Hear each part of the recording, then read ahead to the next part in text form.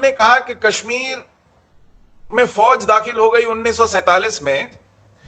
मैं आपको तारीख के हवाले से यह बताता चलूं कि जब अंग्रेजों ने देश का बंटवारा किया, सर सिरिल रैडक्लिफ ने एक रैडक्लिफ लाइन बनाई, हमारे मगरिब में और मशरिक में वो दो लकीरें खींची, एक मगरबी पाकिस्तान, एक मशरिकी पाकिस्तान। जहां मुसलमान अक्सरियत में थे वो पाकिस्तान बना और बाकी का हिंदुस्तान बना। लेकिन कोई 650 रियासतें थीं चौधरी साहब। जब उन रियासतों के बारे में तय करने की बात आई तो उस समय के जो हमारे लीडर थे, कायद थे, उन्होंने कहा कि चलिए वहां पर आप इंतखाबात करा लीजिए, जो जहां जाना चाहे चला जाए। तो जिन्ना साहब ने कहा था, जानते हैं क्या कहा था? कि साहब क्या हिंदुस्तान और पाकिस्तान इंतखाबात करा के हुआ है, रायशुमारी करा के हुआ है? कहा नहीं। कैसे हुआ है? कि अंग्रेज हुक्मरान हैं, अंग्रेज रानी ने सर सिरिल रैडक्लिफ कमीशन बनाया, उसने अपनी मर्जी से लाइन खींच दी, सेंसस रिपोर्ट मंगा के। वो तो हिंदुस्तान आया भी नहीं, लंदन में बैठे बैठे नक्शे पे लाइनें खींच दी। क्यों? क्योंकि वो सॉवरेन पावर है। तो अगर ब्रिटिश इंडिया का पार्टीशन सॉवरेन पावर अपनी मर्जी से करता है तो रियासतों को अपनी मर्जी से तय करने दीजिए कि वो कहां जाएंगे। उन पर अपनी जमहूरियत क्यों थोपते हैं? तो कांग्रेसी लीडर जो थे वो फटाफट कह रहे थे कि ये मामला निपटे, मान गए। जिन्ना साहब जानते हैं ये ऐसा क्यों कह रहे थे? ये वकील तो थे, अच्छी दलील दे लेते थे, लेकिन उन्हें ये मालूम था कि हिंदुस्तान में ऐसे बहुत से नवाब हैं, ऐसे बहुत से निजाम हैं, ऐसे बहुत से राजा हैं जो हैं तो मुसलमान, लेकिन उनके नीचे जो रियाया रह रही है वो ज्यादातर अक्सरियत में हिंदू है। अगर आप हिंदू रियाया से पूछेंगे तो वो हिंदुस्तान कहेंगे, लेकिन अगर आप उन्हीं नवाबों और निजामों से पूछेंगे जो मुस्लिम लीग की फंडिंग करते हैं तो वो पाकिस्तान मांगेंगे। तो इसलिए ये हक इरादियत नवाबों और निजामों को दिया जाए, ये तारीख में दर्ज है साहब। इसीलिए चाहे वो जूनागढ़ का नवाब हो, चाहे भोपाल का नवाब हो, चाहे निजाम हैदराबाद हो, इन सब ने सपने देखने शुरू कर दिए थे कि हिंदुस्तान के पेट में आधा दर्जन पाकिस्तान बनाएंगे, दाएं और बाएं तो पाकिस्तान है ही। तब जिन्ना साहब से पूछा गया था कि साहब ये जो आपने जुआ खेल लिया है ये ठीक इसके उलट कश्मीर में है, वहां राजा हिंदू है और अक्सरियत मुसलमानों की है, तो कहीं कश्मीर को आपने दांव पे तो नहीं लगा दिया? तो ये जिन्ना साहब का कहना था कि कश्मीर का सेब तो मेरी जेब में है। लोगों ने पूछा कैसे, तो उन्होंने कहा 3 वजह से। जहां पर 70% अक्सरियत मुसलमानों की हो, हिंदुस्तान कैसे रख लेगा उसको जबरदस्ती? दूसरा, वो पाकिस्तान के बॉर्डर के साथ है, हम तो कभी भी घुस के कुछ भी कर लेंगे, लेकिन हैदराबाद तो बड़ी दूर है, भोपाल जूनागढ़ बहुत दूर है, कोल्हापुर बहुत दूर है, आरकोट बहुत दूर है, वहां तो फौजें नहीं जा सकती। इसलिए वहां के नवाबों और निजामों को इसके लिए दुरुस्त करना पड़ेगा। और तीसरी बात उन्होंने कही कि कश्मीर, जम्मू कश्मीर रियासत के जितने भी सड़क के रास्ते हैं वो पाकिस्तान होकर के जाते हैं। श्रीनगर, बारामूला, उड़ी, मुजफ्फराबाद होते हुए रावलपिंडी निकलता है, जम्मू रणबीर सिंहपुरा होते हुए सियालकोट निकलता है। जम्मू कश्मीर अपनी रसद, अपने नमक, यहां तक के मिट्टी के तेल के लिए पाकिस्तान पर डिपेंडेंट है। तो कहां जाएगा जम्मू कश्मीर, यह सोचा था उन्होंने। लेकिन जब सरदार पटेल ने इन सब नवाबों निजामों को ठीक कर लिया, समझाकर, बुझाकर, मनाकर, तो जिन्ना साहब को लगा कि अब कश्मीर भी कहीं हाथ से ना जाए, तो इन्होंने महसूद पठानों को, जो उस वक्त इस्कंदर मिर्जा की निगरानी में थे, गवर्नर थे वो फ्रंटियर के, बाद में आपके सदर रियासत बने पाकिस्तान के, उनके साथ बातचीत करके रवाना कर दिया कबायलियों को कश्मीर, जाओ माले गनीमत बहुत है, लूट के आओ। और साथ में अपने फौजी लगा दिए। मेजर अकबर खान, उन्होंने तो किताब लिखी है कि मैंने कश्मीर में कैसे जंग लड़ी, आप ही की पाकिस्तान फौज के मेजर थे, बाद में ब्रिगेडियर रिटायर हुए, उनकी किताब पढ़ लीजिए। इस तरह आप फौजी कुव्वत से कश्मीर हथियाने जब दाखिल हुए जम्मू कश्मीर रियासत में 20 अक्टूबर 1947 को, तब कश्मीर के राजा ने, जो तब तक आपके जिन्ना साहब के साथ स्टैंड स्टिल एग्रीमेंट साइन कर चुका था कि मुझे वक्त दीजिए मैं तय करूंगा, वो हिंदुस्तान आया, उसने कहा कि मेरी हिफाजत कीजिए। हिंदुस्तान ने कहा कि आप हमारा हिस्सा नहीं है, हमारी फौजें आप तक नहीं जा सकती, तो उसने कहा लीजिए, एक्सेशन किया, अब तो मैं आपका हिस्सा हूं, अब हिफाजत कीजिए। तो हिंदुस्तान की फौजें जम्मू कश्मीर दाखिल हुई, उन कबायलियों को, उन पाकिस्तानी फौजियों को जो सादी वर्दी में कबायलियों के साथ घुल मिलकर घुसे थे कश्मीर, और वो कत्लो गारत का सिलसिला जो पुंछ में देखा गया, बारामूला में देखा गया, मुजफ्फराबाद में देखा गया, कोटली में देखा गया, मीरपुर में देखा गया, राजौरी में देखा गया, दिल दहला देने वाला है। तब हिंदुस्तान की फौजें पहली बार कश्मीर में दाखिल हुई, वहां के लोगों को तहफ्फुज देने के लिए जो लूटपाट और बर्बरियत का शिकार हो रहे थे कबायलियों और पाकिस्तानी फौज के हाथों। इंडिया इंडिपेंडेंस एक्ट के तहत वहां का राजा इस बात के लिए जिम्मेदार था, यह उसकी आजाद हक था कि वो कहां जाए। उस हक का इस्तेमाल करते हुए उसने एक्सेशन साइन किया भारत के साथ। लॉर्ड माउंटबेटन ने उसको साइन किया, किसी हिंदुस्तानी ने साइन नहीं किया, अंग्रेज ने साइन किया। चलिए, लेकिन क्योंकि आप हमलावर थे और हमारे नेहरू साहब को कुछ शौक चलाया था, यूनाइटेड नेशंस का नया नया यूनाइटेड नेशंस बना था दूसरी जंग अजीम के बाद, तो उन्होंने कहा चलिए जंग बहुत लड़ ली, 1.25 साल जंग चली गई। शेख अब्दुल्ला ने भी समझाया कि साहब मेरी जो बात मानते हैं वो कश्मीरी बोलने वाले कश्मीरी हैं जो घाटी में रहते हैं, चौधरी हमीद साहब जैसे लोग मेरी बात नहीं मानते जो उस तरफ रहते हैं, तो उन्हें वहीं रहने दिया जाए और हमारे पास जितना है उतना रख लिया जाए। तो नेहरू साहब ने भी हमारी बढ़ती हुई फौजों को जो खदेड़ रही थी, कबायलियों को भी और पाकिस्तान फौज को भी, आपको मालूम होगा पाकिस्तानी फौजें कबायली श्रीनगर तक घुस गए थे, सही कह रही, उनको वापस खदेड़ रही थी, बढ़ती हुई फौजों के कदम रोक लिए गए। 1 जनवरी 1949 को एक तरफा सीज फायर ऐलान करके हम लोग यूएन गए थे, इस उम्मीद से कि यूएन एक ईमानदार फैसला देगा। दिक्कत यह थी कि पाकिस्तान पैदा होते ही अंग्रेज और अमेरिका की गोद में जाके बैठ गया। पाकिस्तान सिएटो, सेंटो, बगदाद पैक्ट, इन सब का हिस्सा बन गया कोल्ड वॉर में। तो उन सब लोगों को लगा कि ये हमारा ही पाला पोसा बनाया हुआ मुल्क है, हमारे लिए हमेशा फर्मा बरदार रहता है, हमारी फौजें, हमारा असला, हमारी हर नखरे को उठाता है। तो पाकिस्तान के हक में यूएनओ में जितना कुछ कवायद की जा सके करें। उसमें भी जो रेजोल्यूशंस आए, चौधरी साहब आप तो काफी मारूफ हैं, आपने पढ़े होंगे, उसमें 4 शर्तें थी। पहली शर्त थी कि पाकिस्तान एक हमलावर मुल्क है, वो अपनी फौजें हटाएगा।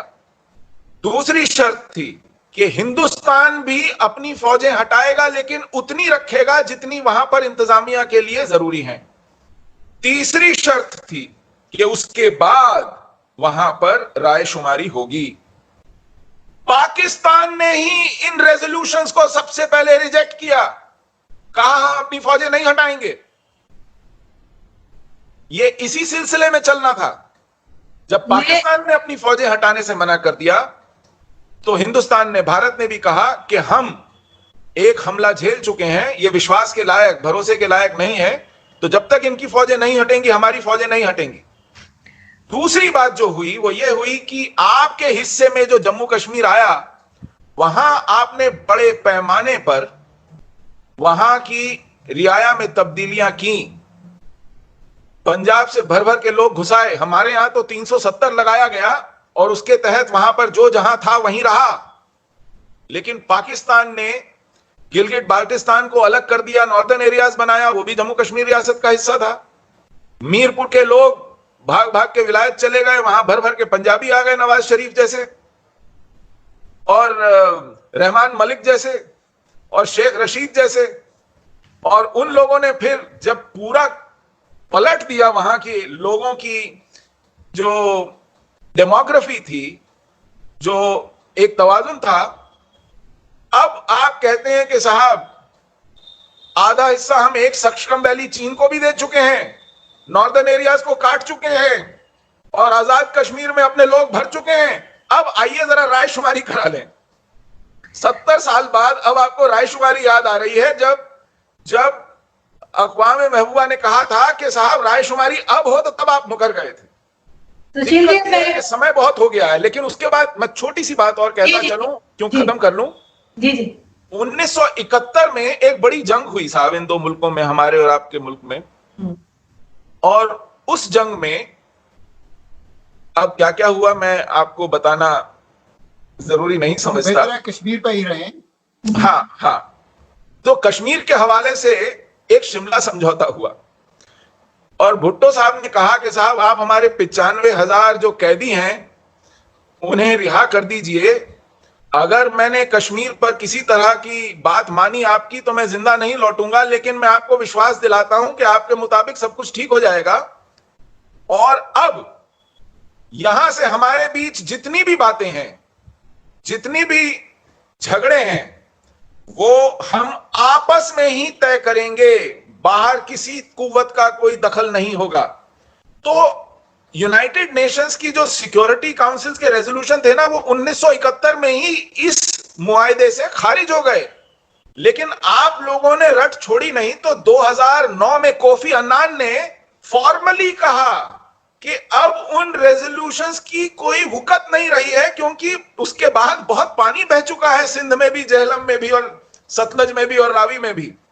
तो अब थोड़ा होश के नाखून करने की जरूरत है। हाँ, ये माना जा सकता है कि जम्मू कश्मीर में मुसलमानों की अक्सरियत है, तो तब मान जाते कि जहां जिसकी अक्सरियत है वहां पर जमहूरियत के हिसाब से रायशुमारी करके कर लें। लेकिन जिन्ना साहब को तो थोड़ा बड़ा केक दिख रहा था हैदराबाद में, जूनागढ़ में, भोपाल में, तब माने नहीं। और जब अपनी तरफ से बाजी निकल गई तो अब कह रहे हैं कि नहीं, जम्मू कश्मीर मुसलमान अक्सरियत थी, पाकिस्तान आनी चाहिए थी, पाकिस्तान आना चाहिए था। तो ऐसे नहीं होता कि चित भी मेरी, पट भी मेरी, अंटा मेरे बाप का, ऐसे होता नहीं है। और हमने तो कभी भी टू नेशन थ्योरी को माना नहीं था। हमने तो हमेशा कहा था कि देश का बंटवारा नहीं होना चाहिए। लेकिन अगर आप कहते हैं कि टू नेशन थ्योरी के ही हिसाब से कश्मीर वहां जाना चाहिए, तो मैं सिर्फ एक छोटी सी बात कहूंगा आपसे, क्योंकि हम एक सेक्युलर मुल्क हैं। टू नेशन थ्योरी का बंटवारा आप भी आप सेक्युलर हैं? जी हाँ, जी हाँ, हमारे आइन में लिखा है कि हम सेक्युलर हैं। वो आइन आर्टिकल 370 और 835 के बाद बदल चुका है। नहीं नहीं नहीं, सेक्युलरिज्म वही का वही है, सेक्युलरिज्म वही का वही है। आपको कमेंट ले लेती हूँ पहले पंडित जी, फिर मैं आपको बात पूरी कर लूं। अगर बंटवारे के ही प्रिंसिपल को माना जाता तो सब मुसलमानों को पाकिस्तान मुल्क मिल गया था, उन्हें हिंदुस्तान खाली करके चले जाना था।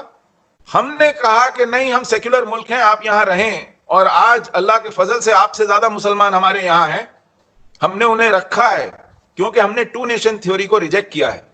लेकिन अगर आज भी आप कहते हैं कि नहीं नहीं नहीं, उसी थ्योरी के आधार पर, बिना पर हमको कश्मीर चाहिए, हालांकि मैं इस बात के लिए किसी ने ऑथराइज नहीं किया है, लेकिन अगर आप टू नेशन थ्योरी को ही इंसिस्ट करते हैं कि नहीं वैसी ही इंप्लीमेंट होनी चाहिए, तो क्या कश्मीर के साथ आप हिंदुस्तान के 20 करोड़ मुसलमानों को रेलवे में भर भर के लेंगे पाकिस्तान के अंदर?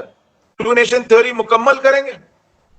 कि ये वही मुसलमान हैं जिन्होंने 1000 साल तक इसी हिंदुस्तान पे हुकूमत की।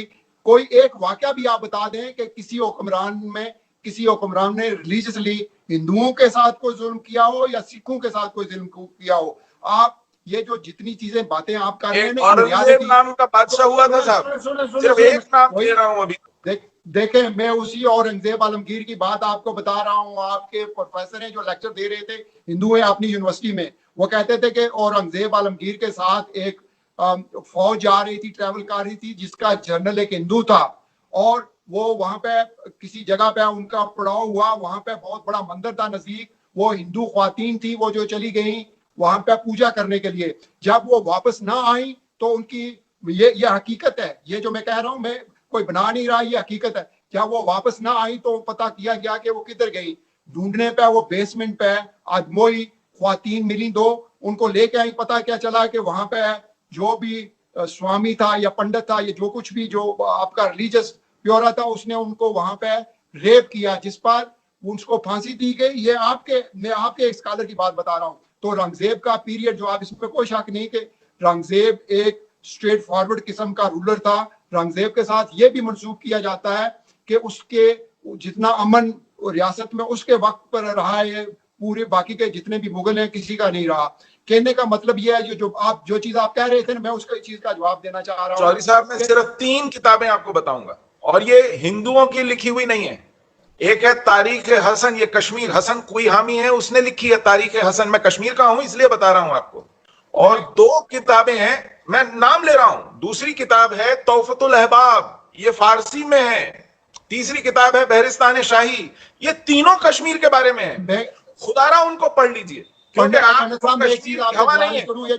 आप तारीख कहीं पे भी नहीं बताती कि जब मुसलमानों ने 1000 हुकूमत की है, वहां पे रिलीजियसली हिंदुओं पे जुल्म हुआ, ईसाइयों पे जुल्म हुआ या सिखों पे जुल्म हुआ। ये तारीख में कहीं भी नहीं मिलता। ये जुल्म कहां से स्टार्ट हुआ? किसी दिन हिंदुस्तान आना हुआ हो ना, हिंदुस्तान जब आना हुआ, आप कभी आप आए इंशाअल्लाह, आपका बहुत बहुत खैर मकदम है। आऊंगा दिल्ली के 100 किलोमीटर रेडियस में, 100 किलोमीटर रेडियस में दिल्ली के, आप कोई 100 साल पुराना, सिर्फ 100 साल पुराना मंदिर दिखा दीजिए, मैं आपको 800 साल पुरानी मस्जिद दिखा सकता हूं। कुछ भी नहीं ऐसा हो रहा। देखिए चौधरी साहब, टाइम बिल्कुल कम है, सॉरी मैं आपको रोक रही हूँ, लेकिन थोड़ा सा कॉम्पैक्ट करके पंडित जी आपकी तरफ चलूंगी। सुशील साहब, आप लास्ट कमेंट आपकी तरफ से कि आप क्या समझते हैं कि ये सब जो हमने बात की, जो हम अक्सर, आपको पता है इंडियन चैनल्स पे भी ये बहस चलती रहती है, डिबेट होती रहती है, लेकिन आपके हिसाब से क्या सोल्यूशन है? इसको हल कर कैसे किया जा सकता है? कब तक हम इसी तरह से लड़ते रहेंगे? ये कब खत्म होगा ये सब कुछ? देखिए, बहुत जल्दी खत्म होगा। और जब पाकिस्तान से वहां की रियाया को निजात मिलेगी, वहां के सिंधियों को, बलोचियों को फौज से निजात मिलेगी, वहां के पख्तूनों को डूरन लाइन से निजात मिलेगी जो बंट गए हैं अफगानिस्तान और पाकिस्तान में, जब गिलगिट बल्टिस्तान के शियाओं को निजात मिलेगी, उस दिन इंशाअल्लाह ये पूरा का पूरा खित्ता फिर अमन और चैन से सराबोर होगा। फौजी कूटों से निजात मिलेगी, पाकिस्तान के जर्नैलों से निजात मिलेगी, जो आ जाए कुर्सी पे तो फिर हटते नहीं है, और हटाने की कोशिश करो तो फिर इक़्तिदार में आ जाते हैं। जब तक ये जहनियत नहीं जाएगी और इससे निजात नहीं मिलेगी, मुझे नहीं लगता कुछ होने वाला। आप मस्जिदों के ऊपर तोपें क्यों लगाते हैं? आप क्यों गांवों की आड़ में जंग करते हैं? आप क्यों शहरियों को सामने रख के, औरतों बच्चों को सामने रख के जंग करते हैं? देखें, दोनों तरफ कश्मीरी हैं। हमारी फौज किसी सूरत नहते वहां पे बॉर्डर के जो लाइन ऑफ कंट्रोल को उस पार है, उनको नहीं, इसमें कोई शक नहीं। आप अपने फौजियों के स्टेटमेंट्स देख लें। आजकल कोई चीज फौज मिठाई के डब्बे लेके तो नहीं खड़ी है ना। नहीं,